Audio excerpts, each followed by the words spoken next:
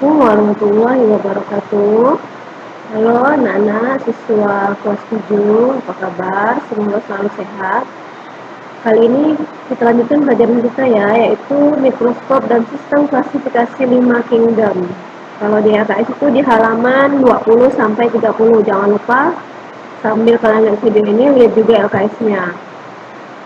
Oke, kita mulai. Nah, mikroskop. Nah, mikroskop itu seperti ini. Mikroskop itu salah satu alat penting dalam kegiatan praktikum biologi di sekolah. Pokoknya pelajaran IPA itu menggunakan mikroskop. Fungsinya untuk melihat benda-benda atau organisme yang berukuran sangat kecil. Ya, seperti bakteri, virus. Itu fungsinya. Kemudian, macam-macam mikroskop. Mikroskop itu ada 4 macam, yaitu monokuler. Monokuler ini lensanya satu, lensa untuk melihatnya satu. Binokuler, lensa untuk melihatnya dua. Kemudian mikroskop sederhana seperti ini. Dan yang paling canggih itu adalah mikroskop elektron. Mikroskop ini memiliki kemampuan memperbesar paling tinggi, dapat memperbesar benda sampai 500.000 kali. Mikroskop ini menggunakan elektron sebagai ganti cahaya dan mikroskop pada mikroskop cahaya. Nah, bagian-bagian mikroskop, kalian bisa lihat di sini, lensa okuler ini ada yang dekat dengan mata kita. Mata kita di lensa okuler, kemudian tabung mikroskop, revolver yang ini, kemudian tabung lensa, lensa objektif, yang F itu meja objek, G penjepit objek, ini ya, ini penjepitnya dua ini, nih penjepit objek. Objek itu benda yang akan diamati. Kemudian yang G, H kaki mikroskop yang ini kaki, kemudian I cermin cahaya yang ini untuk memantulkan cahaya. Yang ini bisa digerak-gerakkan, kalau misalnya tidak jelas, kalian bisa gerakkan bagian mikroskop yang ini. Kemudian yang J adalah diafragma, K lengan mikroskop. Lengan mikroskop ini kalian bawa mikroskop itu pegang lengan yang ini, ya.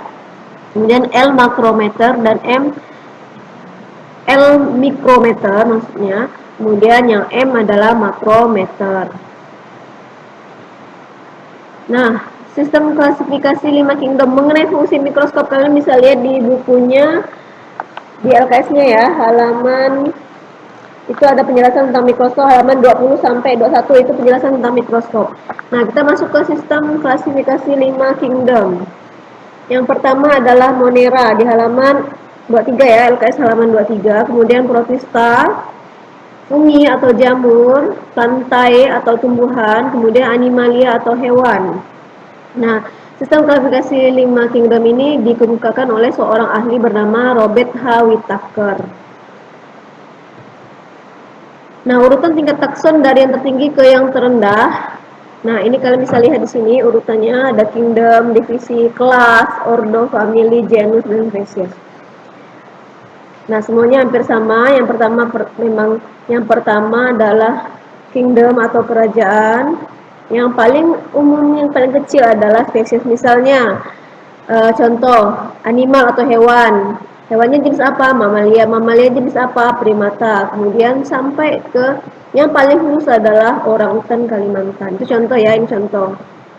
Nah, urutan ini yang paling tidak boleh terbalik ya. Urutan ini tidak boleh terbalik.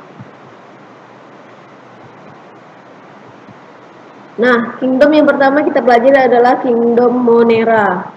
Kingdom Monera itu berasal dari kata monares yang artinya tunggal. Ciri-cirinya bersel satu, memiliki inti sel tetapi tidak memiliki membran inti sel. Contohnya bakteri dan ganggang biru. Ini contohnya ya.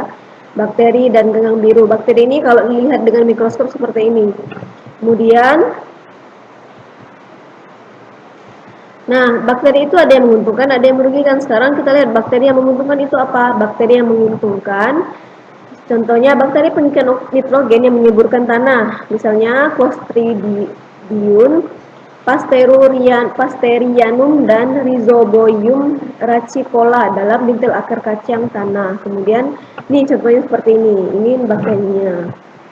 Kemudian banyak ya bakteri yang menguntungkan itu, tapi Ibu kasih contoh salah satu saja. Kemudian bakteri yang merugikan apa saja? Bakteri yang merugikan ini akan menyebabkan penyakit, misalnya penyakit tipes disebabkan oleh Salmonella typhose. Mycobacterium tuberculosis menyebabkan penyakit TBC atau tuberkulosis yang batuk-batuk. Kemudian tetanus disebabkan oleh Clostridium tetani. Shigella dysenteriae menyebabkan penyakit disentri. Ini bakteri yang merugikan manusia. Contohnya ini ya, ini bakterinya ya. Ini hanya bisa dilihat dengan mikroskop. Kemudian selanjutnya adalah kingdom kedua adalah kingdom protista. Kingdom protista itu di halaman 24. Nah, kingdom protista ini terbagi menjadi dua, yaitu protozoa dan ganggang. Protozoa itu kalian bisa lihat ciri-cirinya dapat bergerak bebas, sedangkan ganggang tidak dapat bergerak bebas. Protozoa tidak memiliki klorofil, ganggang memiliki klorofil. Klorofil itu artinya zat hijau daun. Kemudian protozoa dikelompokkan berdasarkan alat geraknya, sedangkan ganggang dikelompokkan berdasarkan pigmen warnanya. Nah, ini protista ada mirip yang mirip jamur. Kalian bisa lihat di sini ada 3 bagiannya. Kemudian protista mirip tumbuhan, disebut juga dengan ganggang. Kalian bisa lihat di sini. Selanjutnya, protozoa. Protozoa ini terbagi menjadi 7 ya. Gyropoda, ciliata, flagellata. Sporozoa itu adalah protozoa yang mirip hewan. Amuba, paramecium, dan euglena. Nah, kingdom fungi atau jamur terdiri atas. Nah, ini contohnya ya, kingdom fungi.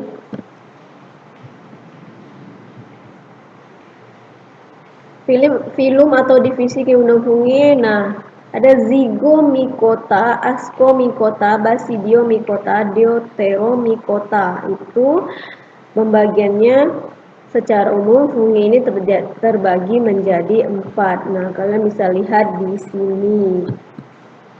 Selanjutnya, kingdom plantae atau tumbuhan itu kalian bisa lihat di halaman 26. Terbagi menjadi 3 adalah lumut. Lumut sendiri terbagi menjadi 3, lumut hati, lumut daun, lumut tanduk.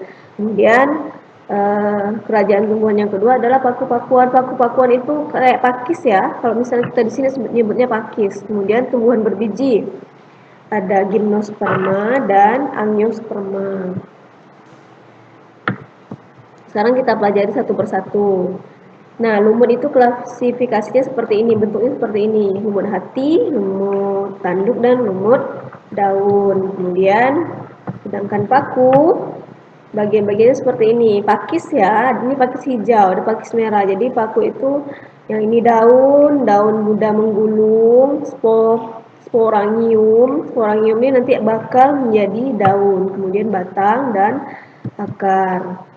Selanjutnya, tumbuhan berbiji tadi. Tumbuhan berbiji itu di halaman 27 terbagi menjadi 2, tertutup dan terbuka. Angios itu tertutup, gimnos itu terbuka. Ciri-cirinya kalian bisa lihat di LKS. Nah, Ibu hanya memberikan contohnya saja di sini. Kalau tumbuhan berbiji tertutup atau angiospermae, ini seperti ini contohnya. Bijinya nampak. Ada semangka, anggur, kesemek, alpukat, apel, dan persik. Kalian bisa lihat di sini ya, biji-bijinya bisa nampak. Sedangkan tumbuhan berbiji terbuka, contohnya tumbuhan berbiji terbuka itu pada umumnya berdaun sempit dan kaku, kecuali melinjo. Batangnya pada umumnya bercabang dan berkayu serta berakar tunggang, kecuali pakis haji. Nah, contoh-contohnya seperti ini. Ada pinus, pakis haji, dan sejenis-jenis pohon inilah, kayak sawit itu ya. Kemudian lanjut. Kingdom yang terakhir adalah kingdom animalia, dari kata-kata animal atau hewan. Nah, terbagi menjadi 2, ada invertebrata dan vertebrata. Kalau invertebrata ini yang tidak memiliki tulang belakang. Vertebrata ini memiliki tulang belakang. Ini yang sering kita lihat. Ada Pisces. Pisces ini ikan. Amfibi itu yang hidup di 2 alam, misalnya kayak kodok. Reptil itu kayak ular. Aves itu burung, mamalia ini hewan yang menyusui kayak kucing. Tuh, vertebrata itu memiliki tulang belakang. Nah, ini sering kalian lihat, jadi kita akan mempelajari yang invertebrata. Invertebrata kalian bisa lihat sekalian LKS-nya di halaman 28. Yang pertama adalah porifera. Porifera itu berasal dari bahasa Latin porus yang berarti pori. Jadi hewan-hewan yang berpori itu termasuk hewan porifera. Kemudian yang kedua adalah Coelenterata. Coelenterata ini memiliki jumlah sekitar 10.000 spesies yang sebagian hidup di perairan laut. Ciri khasnya adalah membentuk dua kehidupan atau dimorfis. Nah, contoh-contohnya adalah ubur-ubur, anemon laut, terumbu karang, dan hidroids ya. Kemudian yang ketiga adalah moluska. Ini moluska. Moluska ini artinya lunak. Jadi hewan-hewan lunak seperti siput, kemudian ada kerang, gurita. Gurita ini termasuk dari moluska. Kemudian yang keempat adalah arthropoda. Arthropoda itu ciri-cirinya hewan yang kakinya beruas dan tubuhnya bersegmen. Misalnya ini kelabang, kupu-kupu, kalajengking, serangga. Serangga itu termasuk dari arthropoda. Selanjutnya yang kelima adalah echinodermata. Echinodermata yang sering kita lihat adalah bintang laut. Ini bintang laut ya. Ini nama latinnya. Ini nama-nama latinnya. Dan nama Indonesianya adalah bintang laut. Echinodermata memiliki rangka dalam yang berduri dan duri tersebut menembus kulit. Kemudian selanjutnya adalah Annelida. Annelida ini ya. Annelida itu hidup di dalam laut dan sebagian di air tawar dan tanah-tanah yang lembab. Contohnya, nah ini kalian bisa lihat contohnya ya. Karena dia lunak jadi menyerupai cacing. Lintah juga termasuk Annelida. Kemudian nematoda dapat ditemukan di habitat air, tanah lembab, dan jaringan tumbuhan. Nematoda dikenal juga sebagai cacing gilik. Jadi yang termasuk dari nematoda itu adalah cacing tambang, cacing kremi, cacing rambu, dan cacing perut. Jadi cacing yang ada di perut manusia itu termasuk ada dalam film nematoda. Kemudian Platyhelminthes adalah cacing pipih karena tubuhnya pipih. Nah, kenapa disebut cacing pipih? Karena tubuhnya pipih. Misalnya cacing pita ini hidupnya di hati yang sudah membusuk ya, hati hewan biasanya. Kemudian cacing isap, planaria itu Platyhelminthes. Kemudian yang terakhir adalah Phylum Chordata. Phylum Chordata kelompok hewan memiliki ciri antara lain memiliki faring, kemudian memiliki notochord. Nah, kalian bisa lihat di buku. Salah satu contohnya adalah amfibi. Tadi ibu sebutkan amfibi itu hewan yang hidup di dua alam, kemudian reptil, aqua satu burung, dan mamalia itu contohnya ya. Oke, klasifikasi makhluk hidup sampai di sini. Kalian bisa lihat tugas kelas 7. Nah, ini gambar mikroskop. Tugasnya adalah perhatikan gambar mikroskop di samping, tulislah bagian-bagiannya sesuai dengan abjad. Misalnya A itu apa, sampai terakhir itu apa. Kemudian soal yang kedua, apakah kegunaan mikroskop? Nah, soal-soal ini kalian tulis di buku tugas IPA semuanya ya, mau daring, mau luring.